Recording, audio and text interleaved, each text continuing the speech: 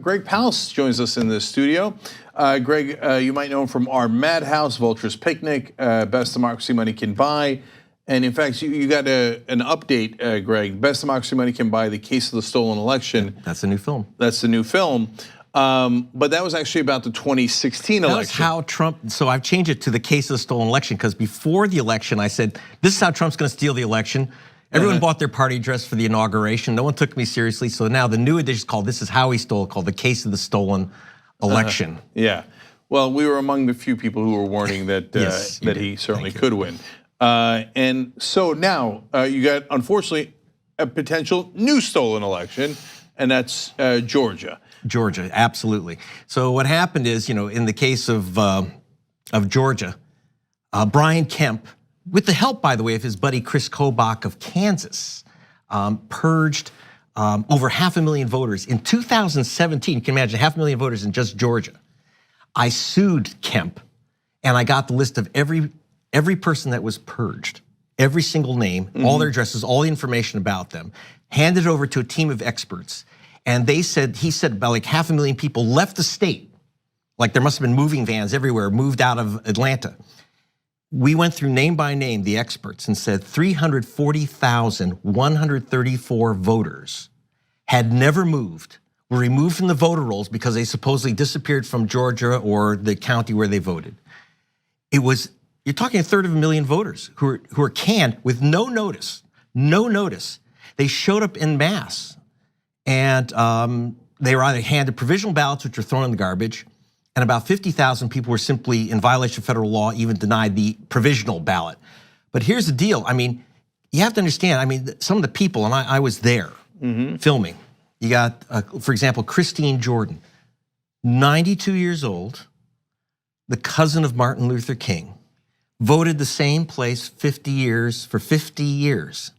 They wouldn't give her a ballot. And this was typical. I mean, I was going all over Atlanta and all over the state. So, Greg, what was their justification for not giving provisional ballots? Because Kemp is in charge. Well, Kemp, let's put it this way. Kemp is Secretary of State.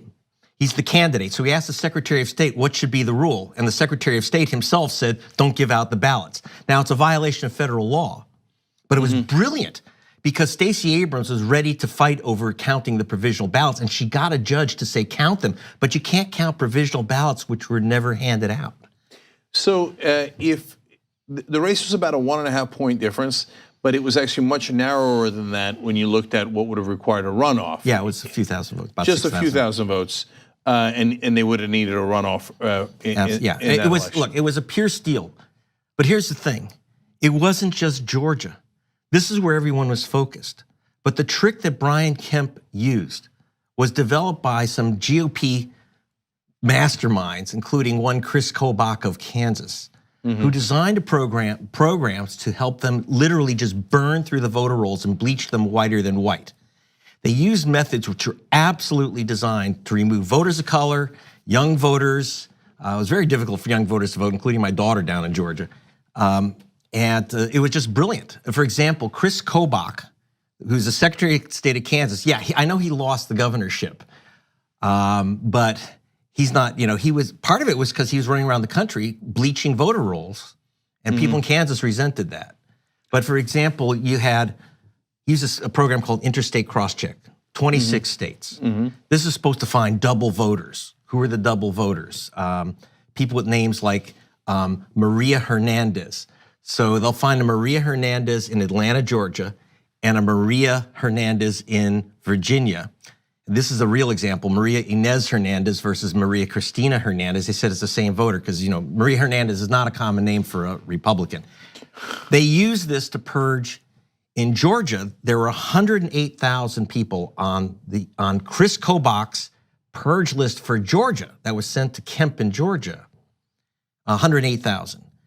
And what Kemp says, well, we're not saying these people voted twice, they just moved to that other state. Well, we checked, and 106,000 of them, and we went name by name, 106,000 of them had never moved anywhere, but they lost their right to vote. I mean, this is the practice for 2020. This is the danger. So for people who don't know the issue well and they just know it superficially and they hear on cable news, well, I mean, who wouldn't have a voter ID? Or, well, but look, wait a minute, if it's the same guy, you don't, or the same person, you don't want them voting twice. And then one of the main things that they'll say about crosscheck, for example, is, but a white guy could have the same name too. So how do you know they're targeting Democratic voters or black voters or Latinos? We have their names, so we know their race. The other thing is, here's the trick. If you're using common names, 85 of the 100 most common names in America, Rodriguez, Garcia, Jackson, 85 of the 100 most common names in America are minority names. And you're hitting Asian Americans very hard, which has become, I mean, they vote like they've turned black, about 75% Democratic now. And so they're really hitting hard. The other thing, the other trick that they use with this is that you don't lose your vote simply because you're on one of Kobach's lists or one of Kemp's hit lists. You get a postcard. And they say, well, what's the big deal? You get a, return a postcard. Again, well, here's the big deal. If you're a renter, you don't get the card or you don't return it. My daughter was a student in Savannah. She doesn't get the card. She loses her vote. So they're sending out postcards and they know, here's an interesting statistic from the Census Bureau. If you're black, a renter, low income, and young, you're about, and versus if you're white and homeowner and older, you're about 700% more likely to return that postcard because you get the card. These are people who return cards, et cetera. Yeah. So they know what they're doing. So they do, and they have a number of methods, and you point out a lot of them. And so one is the common name. So if you're Asian American, do you know how many Dave Kims there are, or John Parks, or the last name Lee? So are there white people with the last name Jackson or Lee? Yes. Okay, but there are far more common in the Asian community for Lee, African American community for Jackson, et cetera.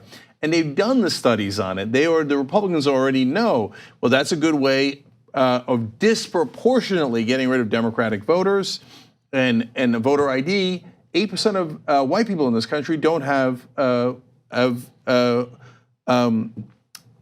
passport or a driver's license. They don't have photo ID, right? 8% of white people, but 25% of African Americans don't have a photo ID. And a lot of them live in bigger cities and they don't have a car, right, et cetera. Exactly. You know what, believe it or not, the people who don't have driver's licenses are people who don't have cars. They're the people who live in the city or they don't have the money for a car. Guess who they are? They're called, you know what color they are? Blue Democrats. Okay, so they understand exactly how to bleach out the blue. I mean, it's racial.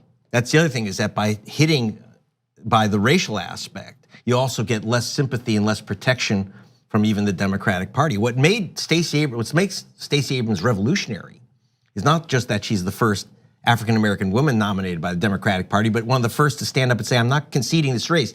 Technically she hasn't conceded. That's so she can maintain legal standing to challenge these tricks. I'm providing our technical information. I literally have the names of people illegally removed, 340,134 people.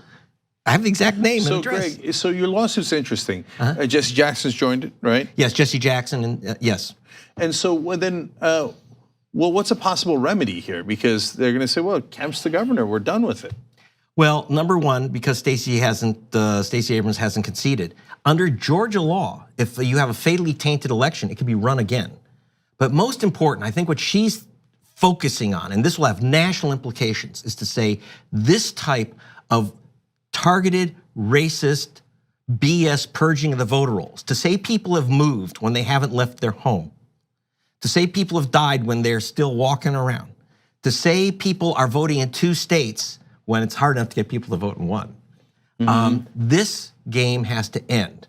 And so as a candidate, she has the legal status to challenge these things. And it's not just Georgia. Georgia was the worst example, and of course it changed the outcome of the race. But you're talking about something which is affecting Ohio, which is affecting obviously, Kansas. We're talking about Louisiana, Alabama, Michigan. That was huge in Michigan. Supposedly Donald Trump won Michigan by 10,700 votes. Well, they purged 60,000 voters of color on Kobach's say-so that these people had moved out of Michigan. Okay, so again, it's not just Georgia, and it's just that Stacey Abrams is saying, I stand here, I'm not moving, I'm still technically in the race, and I'm gonna sue your behind off. But so what's the remedy across the nation? Obviously, Michigan now has a Democratic governor. Maybe she can do something about the voter purges, so that's good. But in places where the Republicans are in charge, can the courts get them to stop purging the voters disproportionately, or do you just have to live with it in Louisiana for the rest of your life? Well, I've got legal teams literally operating in 26 states to get the information and to bust this open. Two things can happen. One, when you get the information, there's a lot of Americans, no matter what party they're in, think in the democracy everyone should be allowed to vote. A lot of people get pissed off. It's one of the things that hurt Chris Kobach.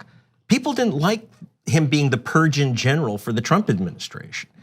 So Americans get pissed off when people are removed of all political stripes. The second is that the courts can absolutely act. They can say, look, you have evidence in your face that people have not moved. You remove them for having moved out of the state. They didn't do it. Just because Chris Kobach says so, guess what? That's not the law. Chris Kobach is not the law, even though he thinks he is. So you do have to count on federal judges, and you have to make sure that you don't get the court date raped at the Supreme. So you have to there's a strategy, frankly, to keep it out of the Supreme Court, because I don't trust them to not come up with just a political decision. All right, Greg Palast on the case as usual. Thank you for joining us. Appreciate it.